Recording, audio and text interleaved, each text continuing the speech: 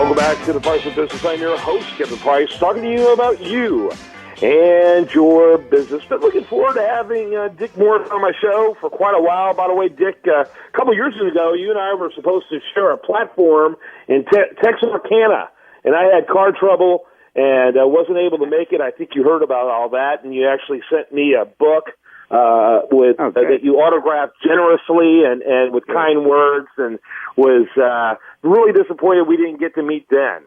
That's great. That's good. Yeah. It's not like we had a zillion other things to do in Texarkana, right? Yeah, we did. Yeah, absolutely. It was. It sounded like it was a great event, and you were a great part of that event. And I love the work you do. I think you've got a really fresh sense of real-world politics like very few people have. And I'm really glad that you share that with others through your prolific writing. You're absolutely that word prolific authors used too loosely. But that's. I mean, what do? Produce a book a year? Well, Winston Churchill once said, "I shall lay an egg a year," and I pretty well do that. We've written, my wife and I have written 17 books, and we've had 12 New York Times bestsellers. So we're doing well. It's amazing, and they're all very unique in perspective. You're not all over the place in terms of being an expert in everything. You know what your expertise is, and you exploit that very well to the reader's delight. Well, so tell us about your latest project. Kevin, you could trace the process of the last few years by our book titles: Outrage, Fleeced, Catastrophe, and Screwed. Sounds like a bad comedy franchise, but the difference is it isn't funny. This one is called Power Grab, and the subtitle is Obama's Dangerous Plan for a One-Party Nation. And Eileen and I really conclude, my wife Eileen McGann and I read them together, concluded that we do not understand as conservatives what Obama is really after, and therefore we're not effective in countering him. His goal is not socialism or socialized medicine or income redistribution or destroying America's position in the world. No, his goal is a permanent Democratic left majority in this country so that the conservatives never win another election. A little bit like Mexico used to be when the PRI would always win, or Japan, the Liberal Democratic Party, has won every election since 1945 except for 4 years' worth. So it's that kind of thing that he wants to bring about. And what I do in this book is we go through each of his policies and explain how they feed into that in ways that people don't really understand. Take immigration, for example. We all know that he wants to change the demographics of America to make it more democratic and permanently democratic by letting in a whole lot of immigrants who will vote Democrat. But I don't think we see how it fits into the overall mosaic. On the one hand, he has the Justice Department going to every state and saying you can't do photo IDs and you cannot purge a voter from the list until 4 years after he last voted or last answered a card saying he's still there and still alive, which means you have 3 or 4 million dead people still on the rolls. You have like 10 or 15 million people who've moved still on the voting rolls. And then he uses the immigrant population with Acorn's assistance to cast votes for those people that are dead or that have moved away. North Carolina revealed in a study that 35,000 people from that state voted in North Carolina and in another state in the 2012 election. And only half of the country participated in the study, so it might be as much as 70,000, enough to swing the state. And then he's doing everything he can to make the folks who are coming here into voting citizens. And it's not just the deportation order everybody's talking about. On Friday of last week, he announced that the Army would start accepting illegal immigrants into its ranks as recruits. This at a time when we're laying off 90,000 soldiers between now and 2019. It's not like we need the manpower. And the point is that when they enroll in the military, if they're honorably discharged at the end of their service, they automatically can become citizens. And the minute they're enrolled, their parents cannot be deported. You cannot deport the mother or father of a active duty service person. And then another thing he's doing is on Tuesday he announced that he's setting up refugee centers with the UN in Central American countries, where the kids who want to come here don't trek across Mexico.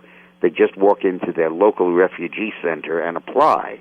And the UN, not the U.S., determines how quickly they're sent to America, and the UN does it.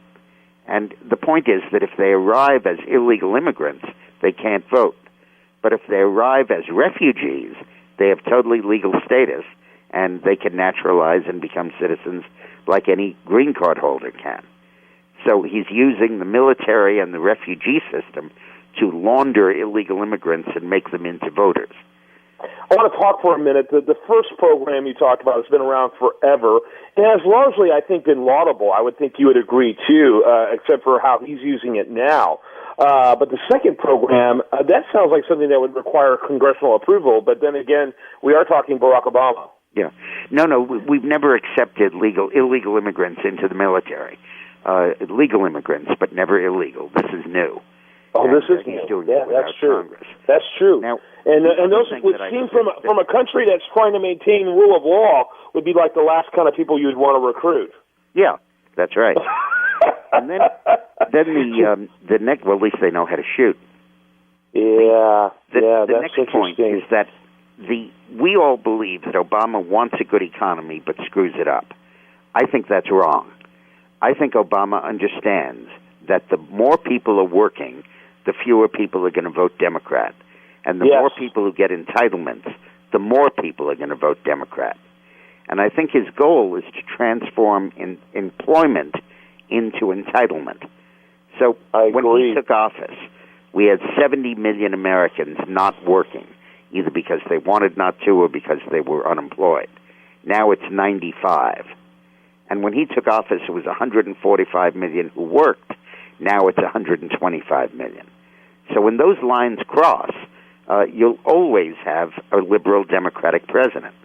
And I think that's what his policies are aimed at. On the one hand, slowing down the economy and not trying to revive it, and not getting out of the way of its recovery. And then secondly, expanding entitlements like crazy.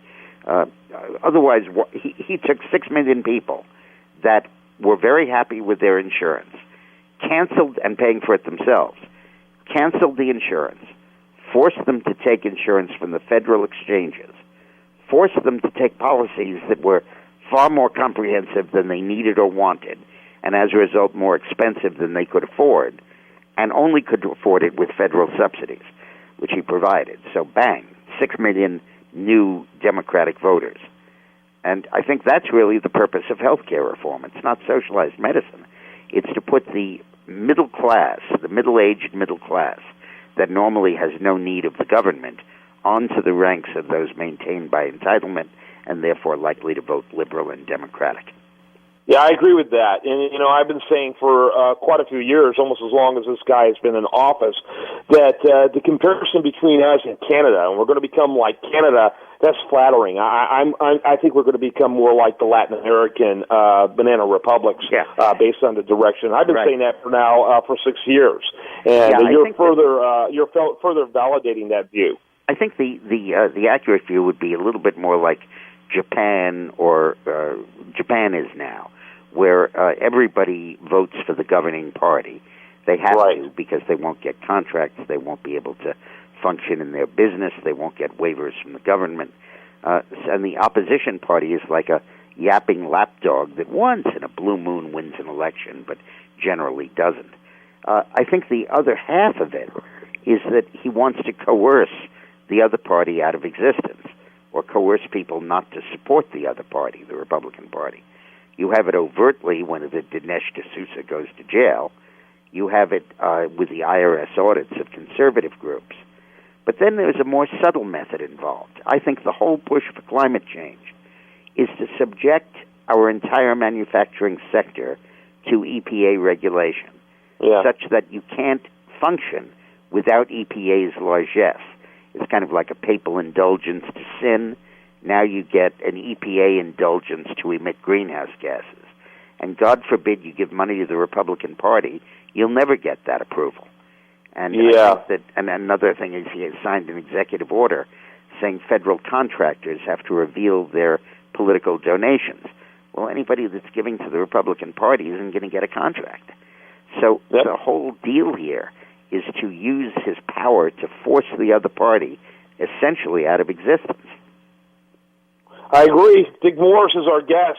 You can learn more about him at dickmorris.com. He's got an incredible list of books. His latest is amazing, frightening, and extremely real. We're going to talk to him some more after this break. Grab. Obama's dangerous plan for a one-party nation. That's exactly right, and I've been saying that since he's been in office, and everything he's done has validated that. And that's one time I was hoping I was wrong. All right, we're going to continue our conversation with Dick Morris. By the way, I want you to check him out at dickmorris.com. We're going to have more with him right after this on The Price of Business.